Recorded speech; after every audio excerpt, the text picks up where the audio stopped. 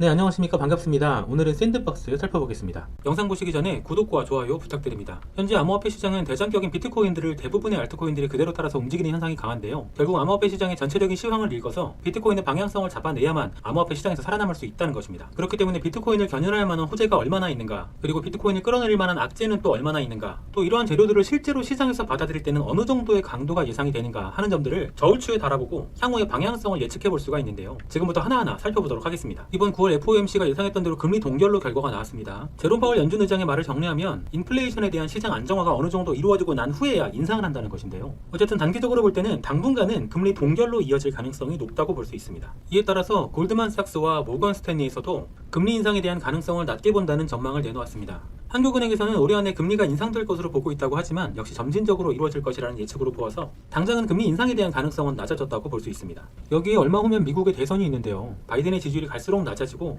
그에 반해 경쟁자인 트럼프는 공화당 경선 지지율이 압도적으로 높은 상황인데다 전국 유권자 대상 지지율 조사에서는 59%라는 과반수가 넘는 지지율 조사 결과까지 나온 상황입니다. 게다가 바이든의 경제정책에 지금 미국 국민들의 불만이 굉장히 높은 상황인데요. 이런 시점에서 금리까지 인상한다는 건 재선을 노리는 바이든 정부로서는 어떻게든 피하고 싶은 상황일 것입니다. 여기에 시장이 큰 이슈로 작용했던 두 가지 사건이 있었습니다. 한 가지는 FTX 자산 매각 신청건이었죠. 한때는 코인뿐 아니라 뉴욕 증시에까지 영향을 줄 상황으로 시장을 굉장히 크게 압박했었는데요. FTX 재가동을 위한 입찰이 순조롭게 진행이 되고 있다는 발표가 있었고요. 다행히 예상했던 것보다는 시장에 큰 혼란이 없이 처리가 되고 있는 모습입니다. 그리고 마찬가지로 큰 변수였던 중국 부동산 개발업체 비구에 위한 파산 위기 사태가 있었습니다. 이 또한 암호화폐 시장뿐 아니라 국가적인 위기가 발생하는 것이 아닌가 할 정도로 대형 사고였는데요. 다행히 회사채 상환 기한을 2026년까지 확보를 하면서 다시 한숨을 돌린 상황이고요. 완전한 해소가 아니라고 할지라도 그만큼 큰 이슈가 정리가 되어가고 있다는 것은 대단히 고무적인 일이라고 할 수 있습니다. 이러한 상황들을 종합적으로 정리해보면 시장에 압박을 가할 것이라고 여겨졌던 요인들이 하나하나 정리가 되어가고 있는 모습을 확인할 수 있는데요.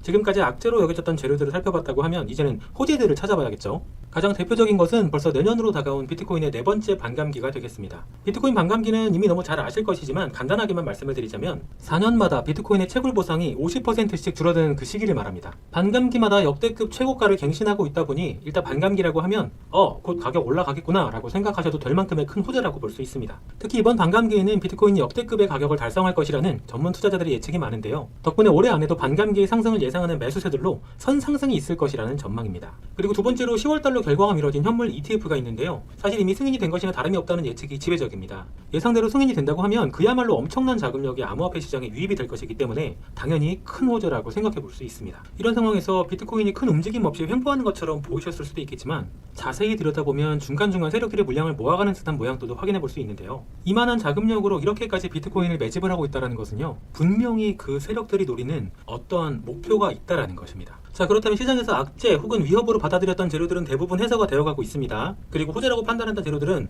이제 개봉을 앞두고 있죠. 어떻습니까? 비트코인의 전망이 어떻게 보이십니까? 제가 보는 관점에서는 지금 비트코인이 반감기를 앞두고 선점한 세력들의 자금력을 통해서 힘을 비축하면서 정말 강력한 상승 랠리를 만들어갈 준비를 하고 있다라고 저는 확신합니다. 그리고 암호화폐 시장의 특성상 알트코인들 쪽에서는 이러한 상승 랠리에 더 큰 역대급 상승이 나와줄 것이 분명하겠죠. 때문에 이러한 때 이 알트코인들의 제대로 된 맥점만 잡을 수 있다면 정말 큰 돈 버실 기회를 잡으시는 겁니다. 돈 복사도 가능하고 화성도 갈 수 있는 엄청난 상승 랠리가 지금 우리 코앞에 와 있다라는 것입니다. 그래서 제가 저희 구독자 여러분들을 위해서 코인을 언제 사서 언제 팔아야 하는지 향후 방향성과 매매 전략을 정리한 것을 공유드리겠습니다. 현재 세력들의 평단가와 매집량을 분석했고 어디까지 끌어올릴지에 대한 목표가와 위험 요소들에 대해서도 전부 분석해드렸습니다. 대신 여러분들께서는 구독과 좋아요 꼭 부탁드리고요. 코인을 잘 모르신다고 하셔도 충분히 매매가 가능하도록 추가 매수와 신규 매수 진입이 가능한 맥점까지 잡아드렸습니다. 제가 이러한 정보들은 철저하게 우리 구독자님들께만 공유를 해드리는 것이기 때문에 절대로 외부 유출은 자제 부탁드립니다. 제가 보내드리는 전략대로만 잘 따라하셔도 충분히 수익 보고 나오실 수 있습니다. 매매 전략 받으시는 방법은 간단합니다. 구독과 좋아요 눌러주시고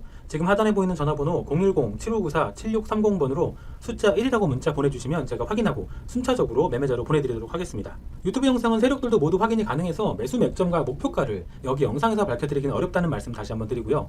우리 구독자님들께만 제공해드리는 자료이기 때문에 채널 성장을 위해서 구독과 좋아요 한 번씩만 꼭 부탁드립니다. 부탁드리겠습니다. 그리고 우리 구독자님들께 단기로 적어도 50% 이상은 급등할 코인들 매수 맥점 잡아서 보내드리고 있습니다. 제가 9월 16일에는 던 프로토콜 코인 추천드렸는데요. 던 프로토콜 상패를 앞두고 반드시 상패빔 적게라도 나올 것으로 보았고요. 최대한 보수적인 단가로 매수가 잡아드렸습니다. 목표가 350원 가볍게 돌파하고 540원까지 상승해서 매수 추천가 대비해서 300% 달성했습니다. 수익 보신 분들 축하드립니다. 지금은 진짜 상승 랠리가 시작되기 전에 자금을 모아두실 때입니다. 단기적인 종목들 보수적으로 운영하셔서 자금 넉넉하게 준비해 두셔야 하고요.